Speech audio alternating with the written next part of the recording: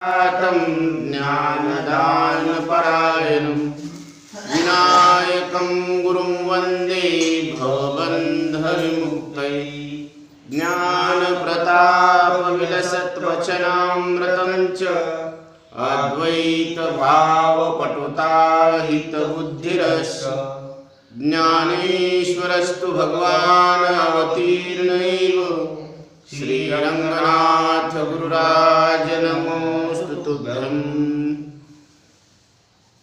योग वशिष्ठ ग्रंथ में निर्वाण प्रकरण में 77वें सर्ग में गुरु वशिष्ठ प्रभु रामचंद्र जी को ब्रह्म ज्ञान का उपदेश करते हैं।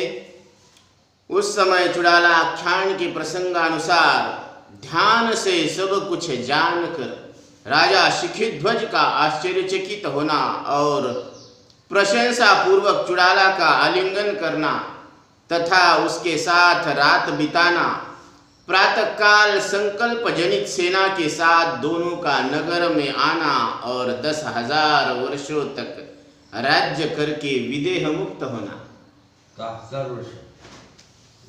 श्री वशिष्ठ जी कहते हैं, हे रघुनंदन, हे रघुकुल भूषण राम, तदनंतर अपनी प्यारी पत्नी चुड़ाला को देखकर आश्चर्य के कारण राजा शिखिध्वज के नेत्र प्रफुल्लित हो उठे।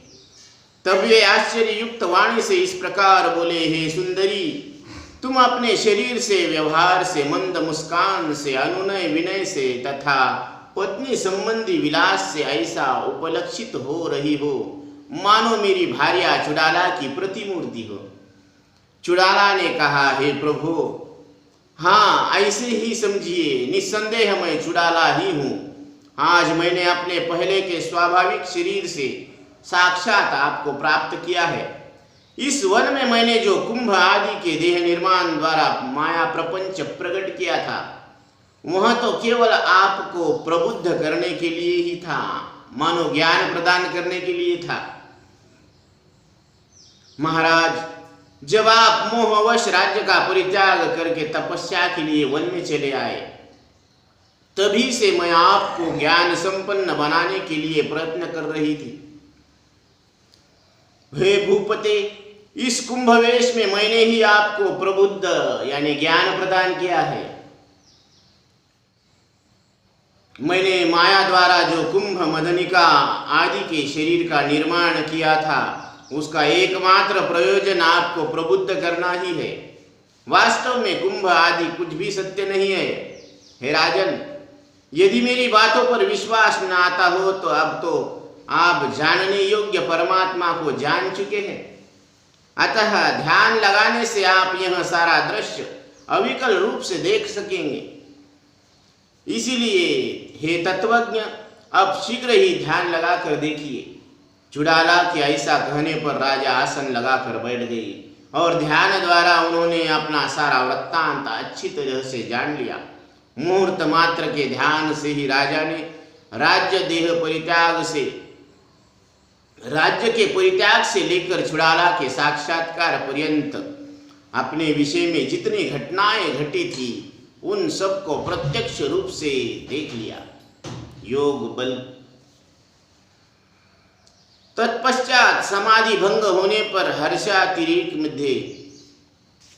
हर्षातिरेक से राजा के नेत्र क्रमल विकसित हो उठे। भुजाएं रोमांच के कारण उज्जवल हो गई। उन्होंने तुरंत ही दोनों ही भुजाओं को फैलाकर अपनी प्रियतमा पत्नी चुड़ाला का गाढ़ आलिंगन किया। उस समय स्नेह घनीभूत होकर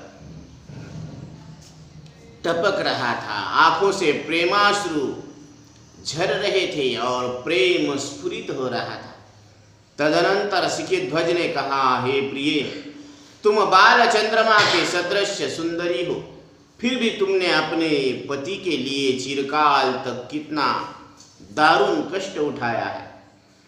मैं इस दुस्तर भूकूप में डूब रहा था। तुमने अपनी जिस सत्वमयी बुद्धि के आश्रय से मेरा उद्धार किया है, तुम्हारी उस बुद्धि की उपमा भला किससे दी जा सकती है। वह अनुपमेय है। हे सुंदरी, अलौकिक सौंदर्य वाली नारियों में घी, श्री, कांति, क्षमा, मैत्री और करुणा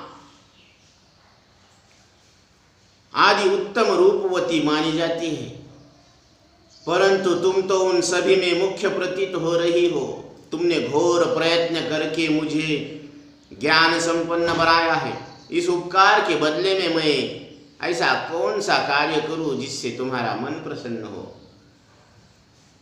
हे प्रिय, जो कुलीन स्त्रियां होती है वे उद्योग परायण होकर अनादि काल से चले आए हुए अत्यंत गहन से भी गहन मोह रूपी सागर में पड़े अपने पति का उद्धार कर ही लेती है।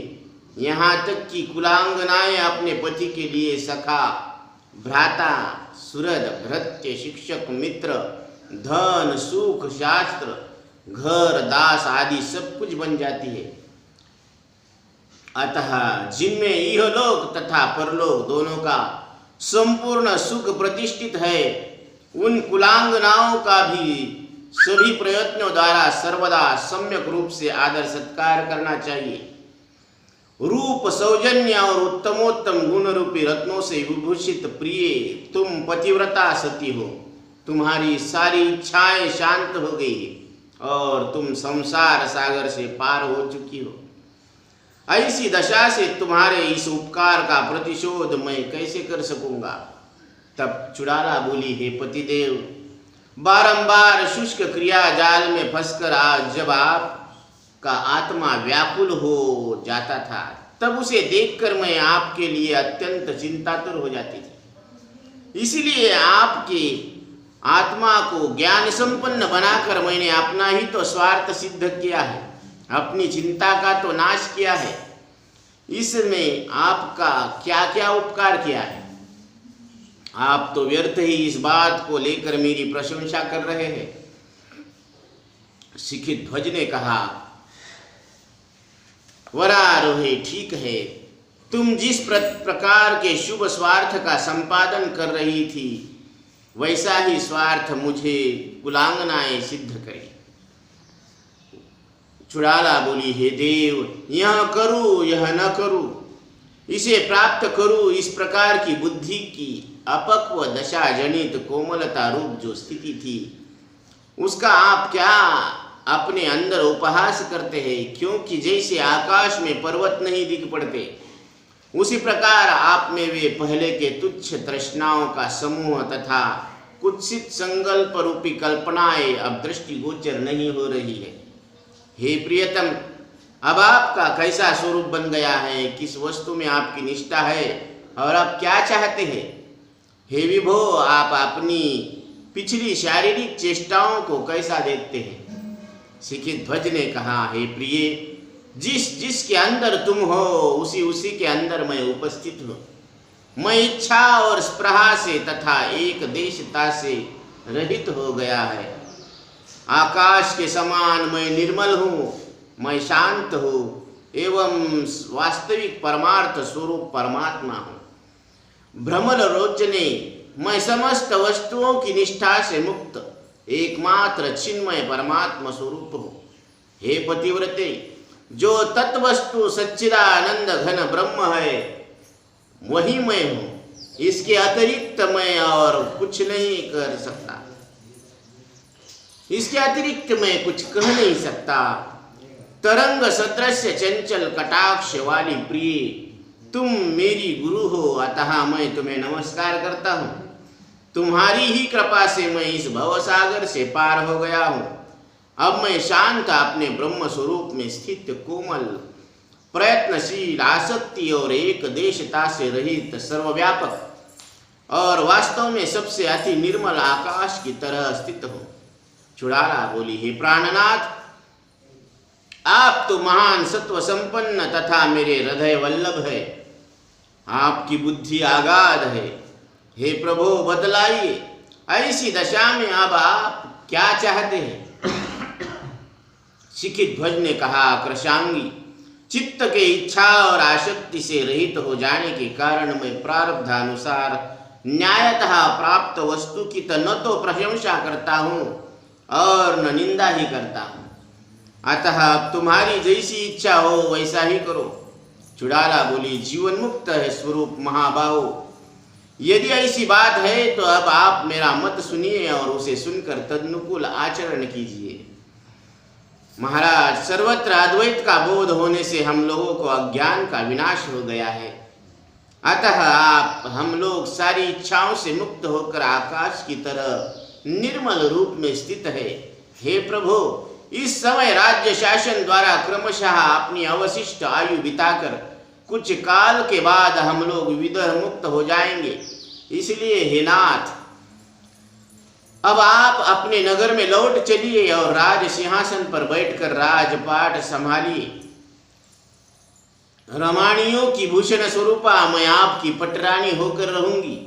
राजन, न तो मुझे भोगों की इच्छा है न तो विभूतियों की। मैं तो स्वभाववश जो कुछ न्यायतः प्राप्त हो जाता है उसी से निर्वाह करती हूँ।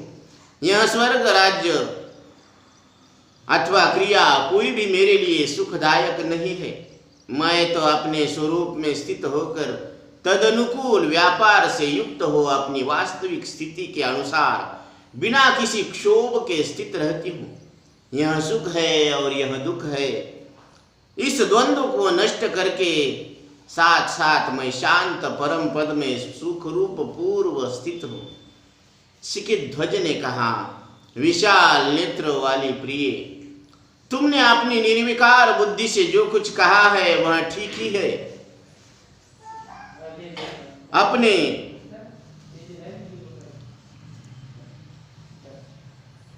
हमें राज्य के ग्रहण अथवा त्याग से क्या प्रयोजन है?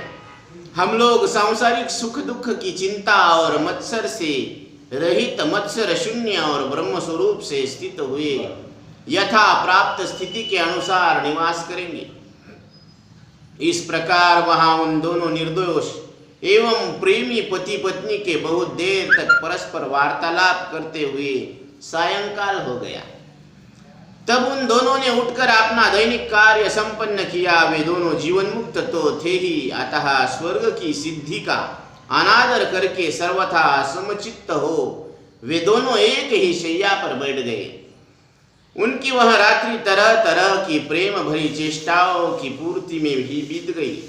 श्री वशिष्ठ जी कहते हैं, हे रघुनंदन, हे कुलभूषण श्री राम, तदनंतर प्रातः काल होने पर वे प्रेमी दंपति उस सुंदर कंदरा में बिछे हुए कोमल एवं चिकने पत्तों के आसन पर बैठ गए।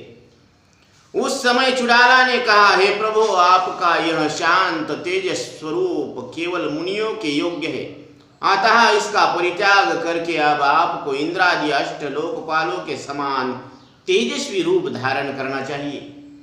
उस वन में चुड़ाला के यूं कहने पर राजा शिखिध्वज ने, ठीक है, ऐसा ही करूंगा, यूं कहकर महाराज का स्वरूप धारण कर लिया और अपनी प्रिया चुड़ाला से कहा, कमल दल के सदृश नेत्र वाली प्राणवल्लभी, अब तुम्हें चाहिए कि क्षण भर में ही अपने सत्य संकल्प से महान वैभव से युक्त विशाल सैन्य दल एकत्र कर दो।